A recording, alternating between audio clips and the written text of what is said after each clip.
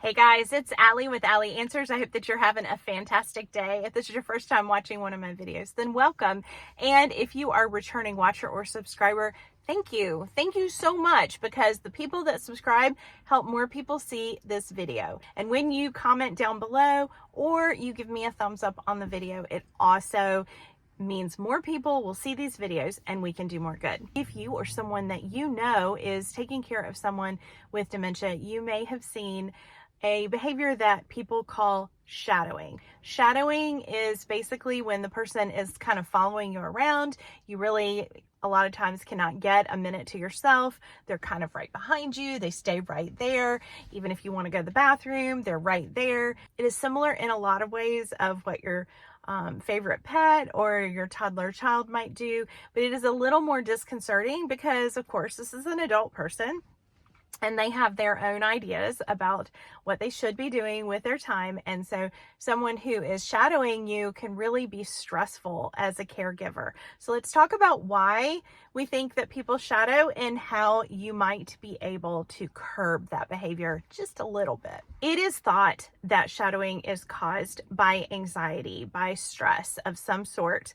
And often people will start to shadow at sundowning times, so in late afternoon or in the evening, and maybe when their anxiety level goes up naturally, that's a soothing mechanism for that person to just follow you around and see what you're doing.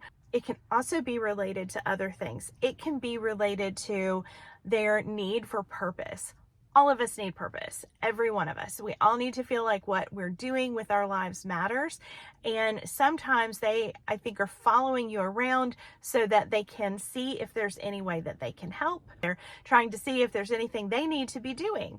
I had a resident one time at a memory care that had been a nurse, and she was a nursing supervisor. So one of the things that she loved to do is follow the nurse with the cart. And so the lady with the med cart would go down and she would pop the pills out and put them in the little container and then take them to each resident, watch them take it, and then come back and document that. And this resident would stand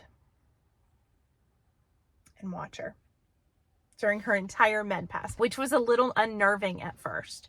But when you understand why the person might be doing that, for example, in this case, she had been a nursing supervisor. She was trying to work. She was trying to feel useful, trying to feel like there was something that she needed to be doing, and she's trying to just do it. So much like this lady wanted to feel like she was giving something back, she was doing something purposeful.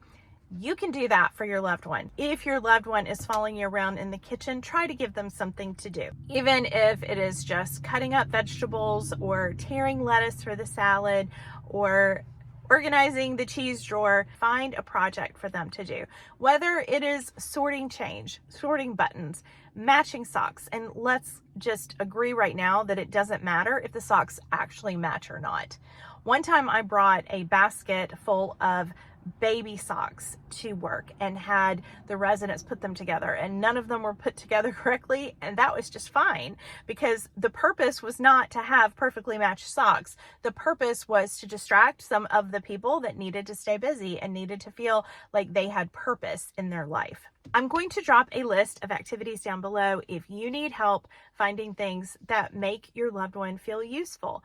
But some of the things that I'll recommend is, if they worked in an office, give them an old typewriter, give them a stapler, let them have some paper and pens, and ask them to file some things. Again, give them things that it doesn't really matter, maybe old bills and things that you're going to trash anyway, but give them something to do. If you have some batteries that they can test and see if the batteries still work, people love doing that. You can give your loved one a stack of towels to fold, and don't worry about if it's done the way you want done. As a matter of fact, in my opinion, if that works and the person's enjoying folding towels, dump the towels out, put them back in the hamper, back in the basket, bring them back in and let them fold them again. Again, it is not about getting chores done. It is about letting them feel useful and getting them off your tail. If you cannot redirect your loved one, if you've tried and tried, and this person is following you everywhere and you can't have a minute to yourself, you know what you need? You need a minute to yourself.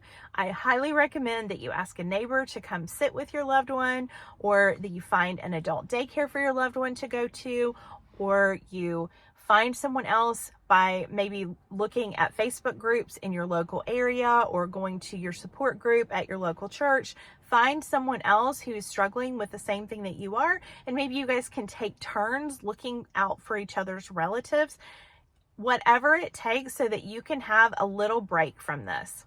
It can be exhausting to be followed around every minute of every day. So if you love someone who is currently caring for someone and they are dealing with this and you're hearing about it, please offer to go in and give that person a break. Maybe it's just taking sandwiches over and letting that person relax and enjoy a sandwich while you take their loved one out for a walk. Or maybe you go sit with their loved one and sit with them while you both are eating sandwiches, and let that person go outside for a minute without being followed. Let them make a phone call and talk privately for the first time in a long time. Shadowing can be exhausting also for the person who's doing the shadowing. It's great exercise. They are moving around and staying busy. It's good for their body. It's good for their brain, but it is exhausting. If you can get them to take a break by distracting them with a puzzle or listening to music with headphones on, or something that they need to be seated for, like watching a movie, if you can distract them in that way, I highly recommend that you do. Because if they're following you around all day long, that is way too much movement and too exhausting for most people to maintain day after day. But no, you're not crazy if it's driving you crazy. Thanks for hanging out with me today. I enjoyed talking with you, and I look forward to seeing you next time. Have a good one. Bye-bye.